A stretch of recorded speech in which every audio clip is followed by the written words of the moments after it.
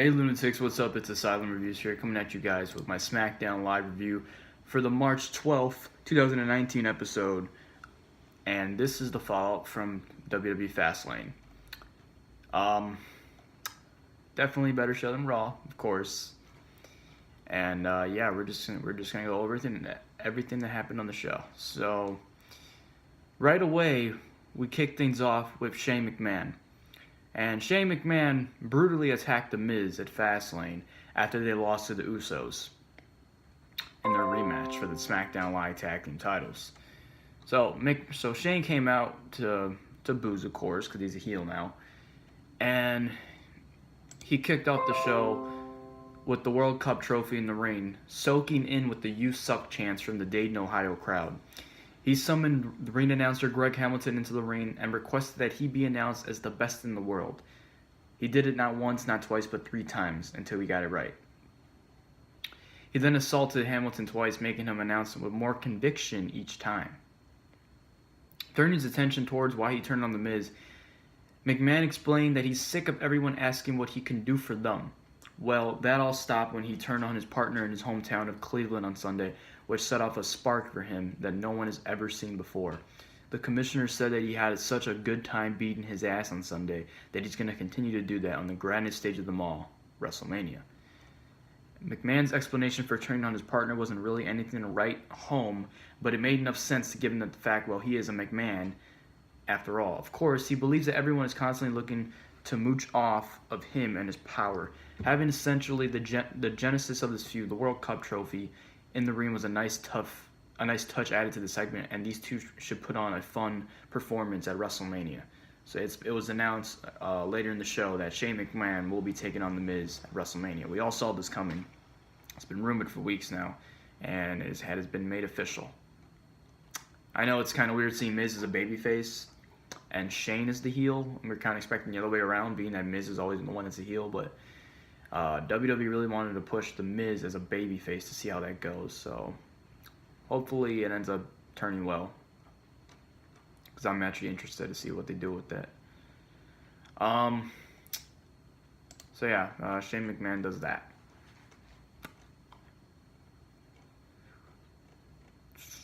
We had an 8-man tag team match with Ricochet and Aleister Black taking on Rusev, Shinsuke Nakamura, and The Bar. And this was a fun tag team match, definitely. But it didn't end up ending clean because, of course, somebody had got involved. So New Day got involved. The action was just spilling outside and inside of the ring, and New Day got involved, and it ended up turning into a no contest. But I mean, it was definitely a good match for what it was, and I enjoyed it. So yeah, and I don't know what's gonna happen with that, but I mean, if you just take a look at what we have as far as the SmackDown Tag Team division goes, I mean, it's on fire, bro. We have the Usos, the reigning tag team champions. We have Shinsuke Nakamura and Rusev, the Hardy Boys, who have just returned a couple weeks ago. The New Day, The Bar, Aleister Black and Ricochet, Gallows and Anderson, Sanity, and the Colognes. So obviously the SmackDown Live tag team division is stacked. Compared to Raw, for Raw you're only using guys like the Revival, Aleister Black and Ricochet, who are again on both Raw and SmackDown and NXT. So they're technically part of both tag team divisions for Raw and SmackDown. So you have Aleister Black and Ricochet, you have the Revival, you have Roode and Gable, you have the B Team, We Were Worthless, who else? The Ascension, and you get Heavy Machinery. I mean, they have some decent teams, but obviously SmackDown has the better tag team division to go. And it looks to be like Aleister Black and Ricochet are going to be taking on the Revival for the Raw Tag Team titles at WrestleMania. So that's going to be fun to watch. And being that it is at WrestleMania, and it's Aleister Black and Ricochet's first ever WrestleMania, you know this is going to fucking steal the show, without a doubt. And I would not be surprised if Aleister Black and Ricochet take the Raw Tag Team titles from the Revival, being that the Revival is still reportedly going to be leaving the WWE soon.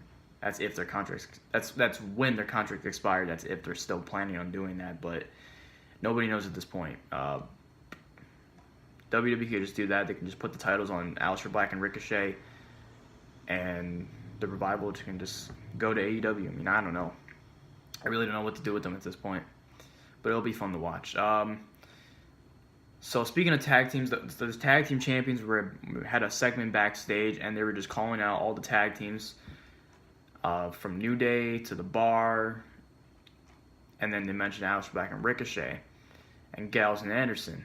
But this was actually cool because they mentioned the Hardy Boys. The Usos mentioned the Hardy Boys being that they're brothers, and the Usos are brothers. So it looks to be like we're going to be getting the Usos and the Hardy Boys for the Smackdown Live Tag Team titles at WrestleMania, and that's another match that is possibly going to steal the fucking show. So the tag team divisions, I wouldn't say for both shows are lit.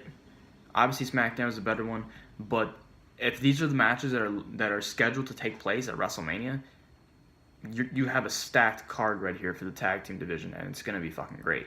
Both matches are guaranteed to steal the show, without a doubt. Randy Orton AJ Styles. Oh my god, man. By the way, I'm not going in order with everything that happened on the show. We're just going with the way that it's shown here. But I absolutely love the promo that we had here with Randy Orton and AJ Styles. They've been going at it for about 2 weeks now backstage with these little big segments. First, Randy Orton mentioned the house that AJ what? When Styles was talking about the house that AJ Styles built, and then Randy came in. And then the following week, Randy said, oh, because AJ was talking about Kofi and his opportunity at the WWE title, and then Randy said, oh, so you're really talking about someone other than you that deserves a title opportunity? I see why it took you 15 years to get here. And you right then and there, you can tell the feud was just easily just starting to fuel up. It was starting to get better and better. And what we got from these two on the mic, fucking unbelievable, man. Just ignore that. Messenger's blowing up right now on my desktop. But I can't even really remember everything that they said. But I'm just going to play it for you. So this is Randy Orton promises to destroy the house that AJ Styles built. Smackdown Live. March 12th, 2019. This is the house that AJ Styles built, right? Well, what I don't understand is in 2002, AJ Styles was wrestling for $10 a night in a high school gymnasium in front of 12 people while I was here making my WWE in-ring debut. In 2004, AJ Styles was shaking hands with his opponents in the bingo halls, and I was here becoming the youngest WWE champion ever.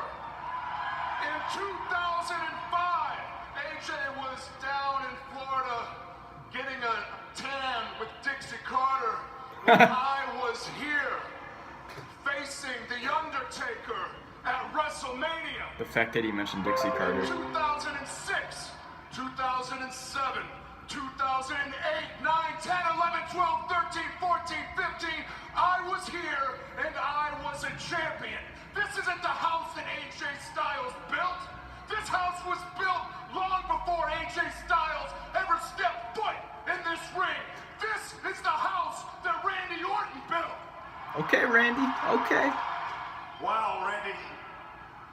For someone who looks down on the indies, you sure did follow my career pretty closely. Hey, I'm flattered. And you're right, I did come from the indies, and I'm damn proud of it too. Guys like you weren't made for my world. You were built for the WWE. And that's a good thing, because guys like you would not have made it in my world.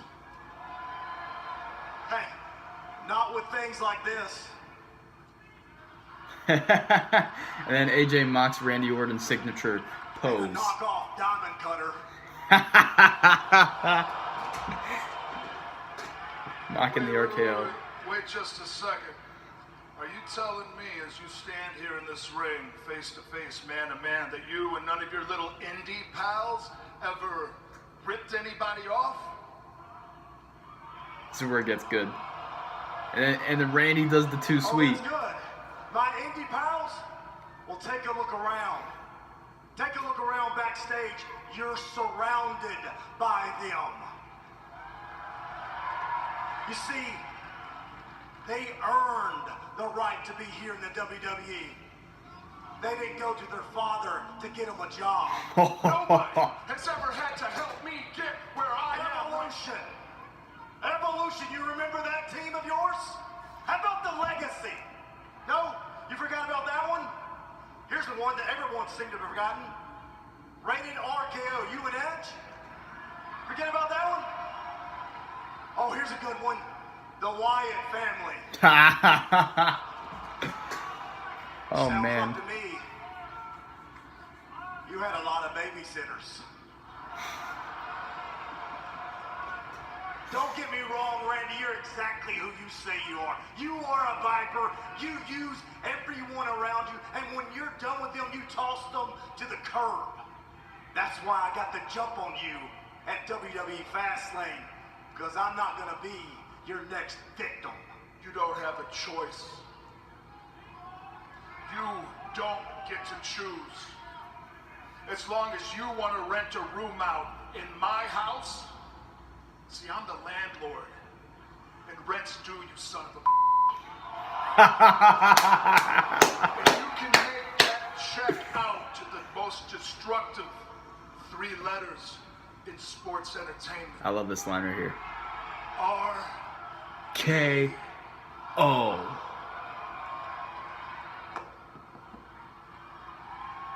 You want to rent, Randy? Here's where AJ says to end it off.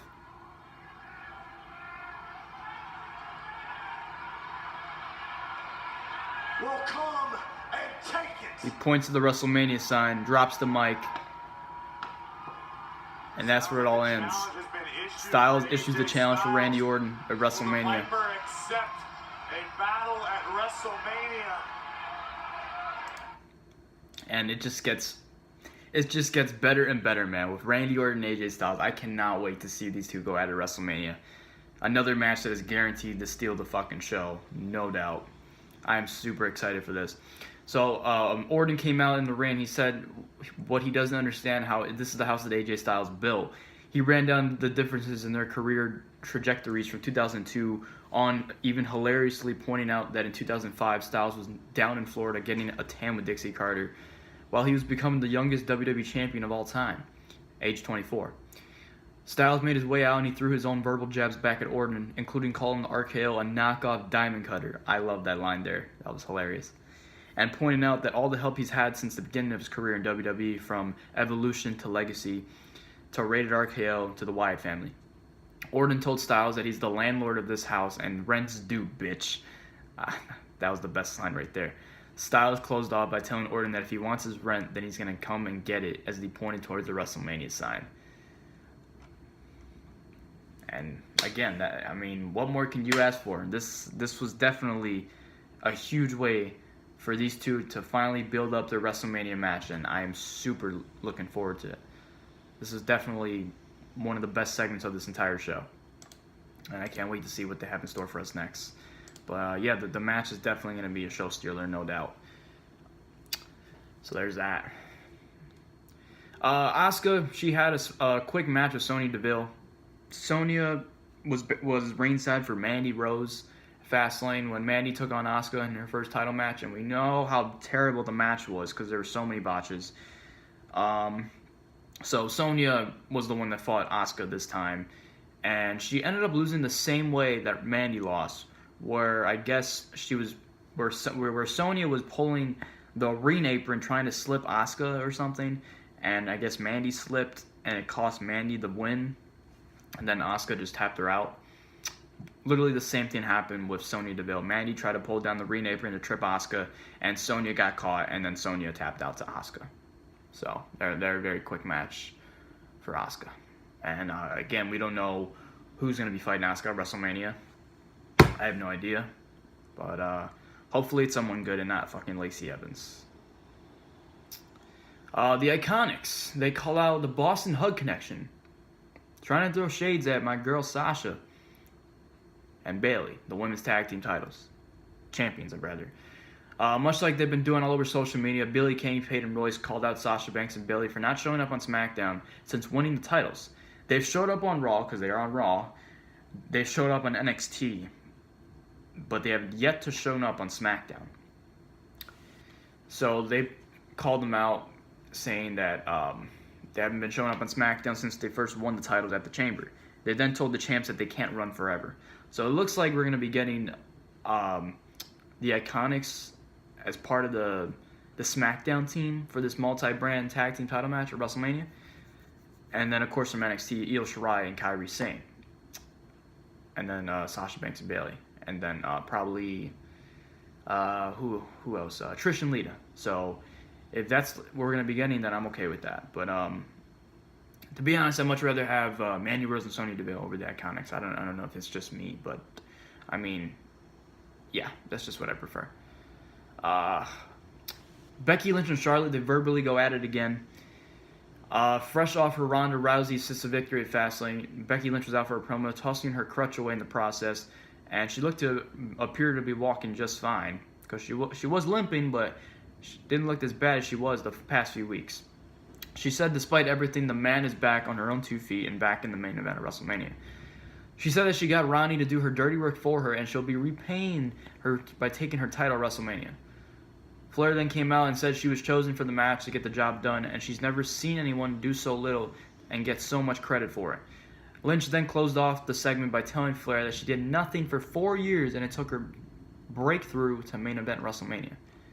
And Becky Lynch is not wrong about that. Again, I wonder why. Look, we all knew that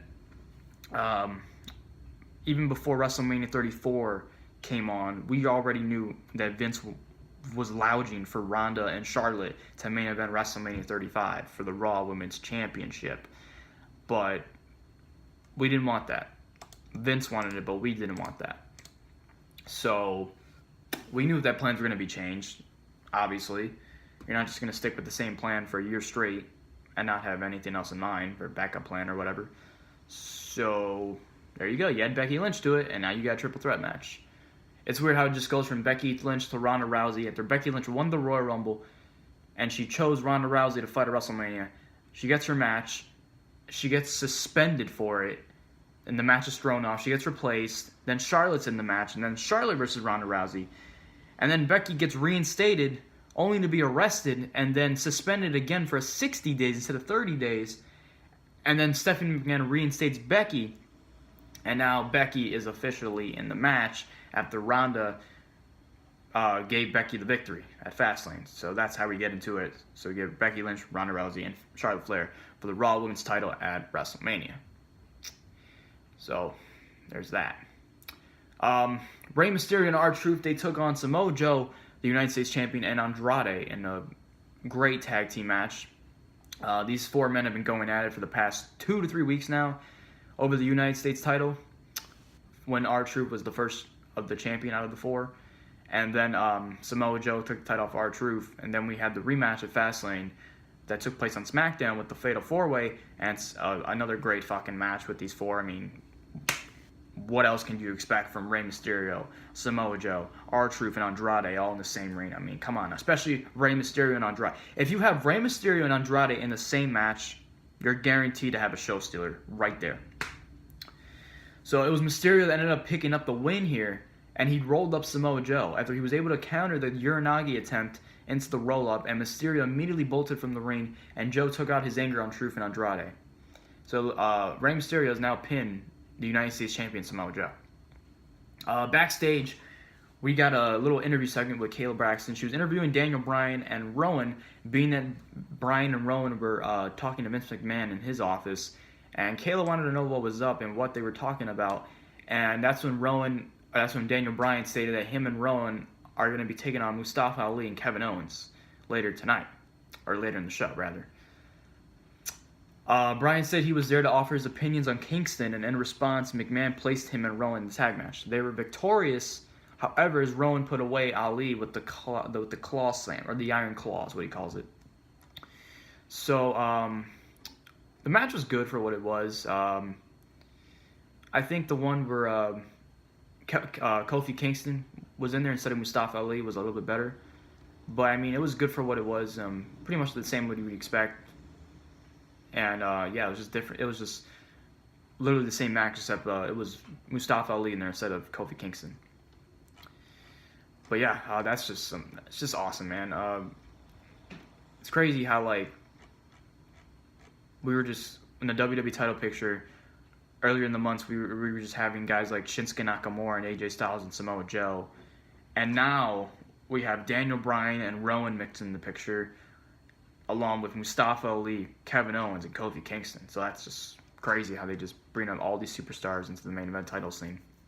And again, Rowan is only there because he's Daniel Bryan's bodyguard, or Daniel Bryan's, what do they call it, heavy, or whatever. So that's that. Finally, guys, end of the show off. Mr. McMahon said he was going to give Kofi Kingston a WrestleMania opportunity. Now, we had no idea what this was about. We knew that something was going to happen, being that Vince had something up his sleeve here, and I did not know what he was going to anticipate. Did not know what he was going to tell Kofi at all. I thought he was just going to screw him, and literally that's exactly what happened. So, the New Day made its presence felt early, and the trio spoiled the opening 8-man tag team bout earlier in the night. We talked about that. The match was called off, and the trio made its way laid out, and they laid waste to everyone in sight. First, they took out all the tag teams in the ring, and then first they took out Shinsuke. Xavier took out Shinsuke with the running shiny wizard, and then what else? Then Kofi took out Cesaro and Rusev with the Trouble in Paradise. But later in the show, again, Mr. McMahon made his way out for the main event segment. He said he's here to give everyone what they want, and he's here to give Kingston what he wants, an opportunity to compete for the WWE Championship at WrestleMania. He said at Fastlane he gave Kingston the opportunity to compete, and what did he do? He failed. Just as McMahon was about to explain about teachable moments, New Day marched to the ring. Big E and Xavier Woods explain how they do everything the company asks for, and they don't ask for anything in return, but yet they still get treated like garbage. McMahon shot back by saying that they don't deserve a damn thing. Woods said that they deserve because they earn. And Big E proclaimed that Kingston has earned the opportunity to compete for the WWE title. Condescendingly, McMahon told Kingston into his face that he's had some incredible accomplishments throughout his career, but when he goes into the WWE Hall of Fame someday, he won't go in as a single star, but just as the member of the New Day. And he got booed for that, obviously, because they do all the work and he takes all the credit for it. Kingston took the mic, and this is where it got good. I love what Kofi stated here. He just got all serious, and he got into Vince's face, and he literally just fucking spoke the fucking truth. So he took the mic and explained to Mr. McMahon all the personal sacrifices that he's made for WWE in the past 11 years, such as never having taken his children trick-or-treating, which was sad to hear, yet he never asked for anything. All of a sudden, Randy Orton's music hit, and the Viper came out, followed by The Bar, Samoa Joe, and Rowan. Now, I knew exactly what was happening here, being that first we had Randy Orton come out. So when first Randy's music hit, I was just like, okay, so it looks like Kofi's going to be fighting Randy Orton next week. And if Kofi wins, then he gets into WrestleMania. All of a sudden, here comes Samoa Joe. And we're like, okay, so I guess he's going to be fighting both of them in a triple threat match, right? Or another 2-on-1 handicap match. And then here comes The Bar. And I'm like, okay, this is getting ridiculous. And then Rowan comes out with Daniel Bryan. So McMahon told Kingston that if he wants to get the WrestleMania title shot, he'll have to defeat all of these men in a gauntlet match next week. So Kofi is going to be in yet another gauntlet match. It was in the gauntlet match before the Elimination Chamber took place, and Kofi stole the fucking show. He was the highlight of that entire gauntlet match. And he's in another gauntlet match. Except this time, if he wins, if he makes it all the way to the end and he wins, then he's in WrestleMania. And being that it had been rumored for weeks now that they want Kofi to be in the WWE title picture at WrestleMania, whether he gets a clean win or not, in most of these matches with these guys, you know Kofi's going to find a way to win, and he's going to find a way to get into WrestleMania. So it's going to be very, very interesting with what we see here next week when we have Kofi Kingston taking on Randy Orton, the United States Champion Samoa Joe, Sheamus and Cesaro, The Bar, and Rowan. So that's going to be very, very interesting.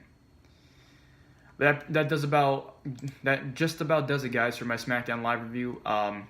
Another great fucking show. I mean, what do you expect? SmackDown, always better than Raw. I say it every single week. Blue's better than red, people. Blue's better than red. And I'm just very, very looking forward to WrestleMania because, one, like I said, the only matches that have been confirmed for WrestleMania thus far, they announced it on the show, Shane McMahon and The Miz, Seth Rollins and Brock Lesnar for the Universal title, Rousey, Lynch, and Flair for the Raw Women's title, and something else. So I don't even know. It's WrestleMania, so of course we're getting a ton of matches, but those are the only matches confirmed thus far. So we'll see what happens as we move on to WrestleMania within the next 3 to 4 weeks. And next week we just have the Gauntlet match, so I'm not sure if anything else is going to be taking place next week, but it looks like the whole show is going to be based off the Gauntlet match, so it's going to be very interesting to see what Kofi Kingston does to find his way into WrestleMania. That just about wraps it, guys, for my SmackDown live review. If you enjoyed this video, don't forget to leave a like, comment, subscribe, favorite, RKO the like button out of nowhere, and don't forget to tap the bell for notifications so you get all my future uploads. And yeah, so I'll see you guys in my 205 Live and NXT review, which is coming up shortly. So until then, I'll see you all in the next one. Too sweet.